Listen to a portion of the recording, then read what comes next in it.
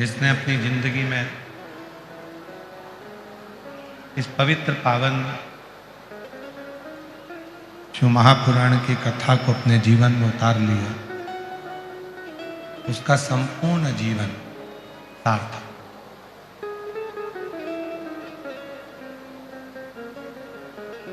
मानव जीवन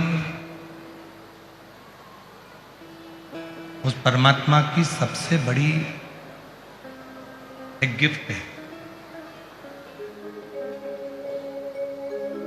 क्योंकि एक मानव जीवन ही ऐसा जीवन है, मानव जीवन ही एक ऐसा जीवन है जिस मानव देह में हम भगवान की अविरल भक्ति को धारण कर सकते।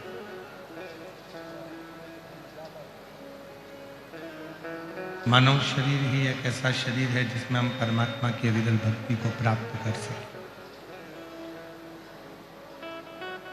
मानव जीवन ही एक ऐसा जीवन है जिसमें हम भगवान के भजन को, कीर्तन को, स्मरण को कर सकते हैं। मानव जीवन ही एक ऐसा जीवन है जिसमें हम परमात्मा के मंत्र को, परमात्मा के नाम को, परमात्मा के भजन को पुकार सकते हैं। तो ये मानव का शरीर है, ये परमात्मा की सबसे बड़ी पूंजी है, परमात्मा का सबसे बड़ा गिफ्ट है।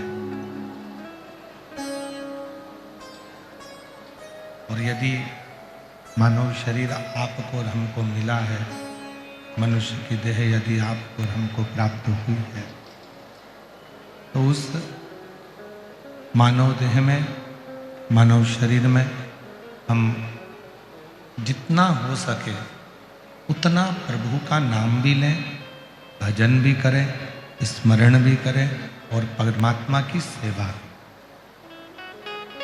पर शिव महापुराण की कथा एक बात और कहती है कि पूजा से भी बढ़कर यदि कोई पूजा है, सेवा से भी, भगवान की सेवा से भी बढ़कर यदि कोई सेवा है, भगवान के भजन से भी बढ़कर यदि कोई भजन है,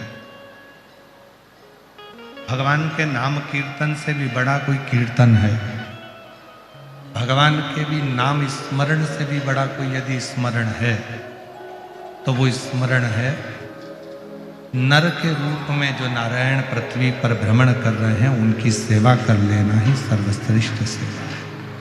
मंदिर में दीप जलाने से भी बड़ा पुण्य मिल जाता है यदि किसी की जिंदगी में खुशियां प्रदान करना चालू कर दो, तो वो गिफ्ट बहुत, दीप बहुत।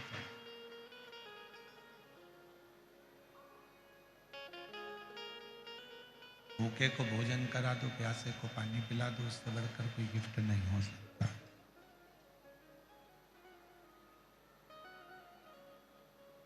जब हम भूखे को भोजन कराते हैं, प्यासे को पानी पिलाते हैं, तो स्वयं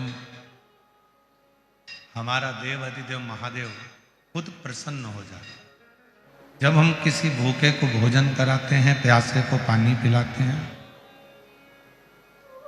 तो खुद स्वयं भगवान शिव प्रसन्न हो जाते, भगवान शंकर प्रसन्न हो जाते।